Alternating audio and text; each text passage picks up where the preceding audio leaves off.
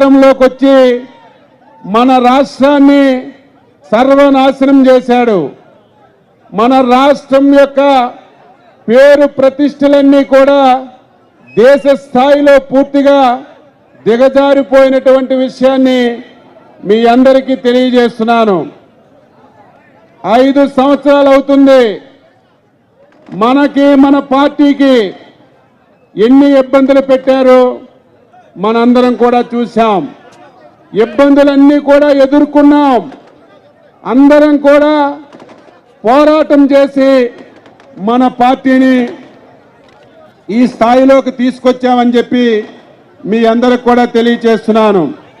Psycho Jagan పని అయిపోయింది. ఇంకా రేపు ఎప్పుడు ఎన్నికొచ్చినా సరే తెలుగుదేశం పార్టీ జనసేన కలిసి రాష్ట్రంలో ప్రభుత్వాన్ని ఏర్పాటు చేయబోతున్నాయని చెప్పి తెలియజేస్తున్నాను.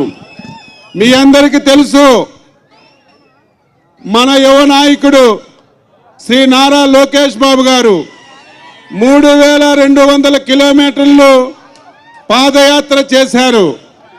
మా ఉత్తరాంధ్రలో ముగించారు. ఉత్తరాంధ్రలో ముగింపు సభ పెట్టాం.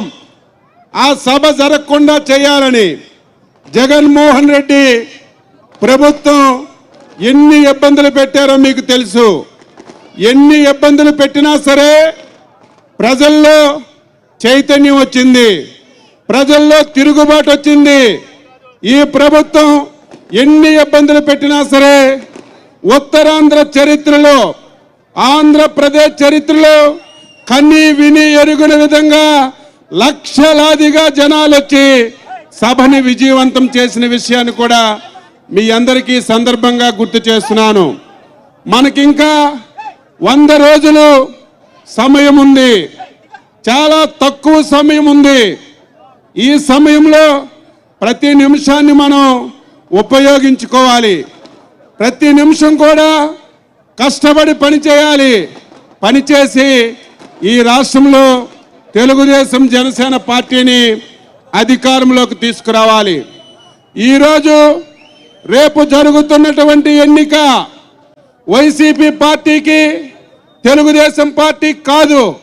వైసీపీ పార్టీకి, జనసేన పార్టీ కాదు. వైసీపీ పార్టీకి 5 కోట్ల మంది ఆంధ్ర ప్రజానీకానికి జరుగుతున్నటువంటి ఎన్నిక. ఈ మాట ఎందుకు చెప్తున్నానంటే, జగన్మోహన్ రెడ్డి సైకో పరిపాలనలో 5 కోట్ల మంది కూడా ఇబ్బంది పడ్డారు. అన్ని ప్రాంతాలు ఇబ్బంది పడ్డాయి. ఈరోజు అధికారులు కూడా ఎప్పుడు ఈ ప్రభుత్వం మారుతుంది, మళ్ళీ తెలుగుదేశం జనసేన పార్టీ ఎప్పుడు అధికారంలోకి వస్తుందని ఎదురు చూస్తున్నారు. అధ్యక్షుల వారు అన్ని విషయాలు మాట్లాడతారు. మన మీద విపరీతంగా కేసులు పెట్టారు, సంబంధం లేనటువంటి కేసులు పెట్టారు. ఎవరమైనా సరే ఈ ముఖ్యమంత్రి చేసినటువంటి తప్పులు, ఈ ముఖ్యమంత్రి చేసినటువంటి అవినీతి సోషల్ మీడియాలో పెట్టినా సరే వాళ్ళ మీద కూడా కేసులు పెట్టారు. ఎంత దౌర్భాగ్యం అంటే, నిన్న అమెరికా నుంచి ఒక అబ్బాయి హైదరాబాద్లో దిగితే ఆయన సోషల్ మీడియాలో పోస్ట్ పెట్టాడని లుక్అవుట్ నోటీస్ ఇచ్చారు. ఎంత దారుణం అంటే, అసలు ఈ అధికారులు చదువుకున్నారా? ఈ అధికారులకు అవగాహన ఉందా? ఈరోజు ఆయనకి అరెస్ట్ చేసి రోజంతా తిప్పి 41 నోటీస్ ఇచ్చి విడిచిపెట్టారు. ప్రతి ఒక్కరూ నవ్వుకుంటున్నారు. ఆంధ్రప్రదేశ్లో ఏంటి దారుణం, సిఐడి ఏంటి ఈ విధంగా వ్యవహరిస్తుందని ప్రతి ఒక్కరూ నవ్వుకునే పరిస్థితి వచ్చింది. అందుకే సోదర కార్యకర్తలారా, ఈరోజు మనందరం కలిసికట్టుగా పనిచేద్దాం. ఈ 100 రోజులు పనిచేద్దాం.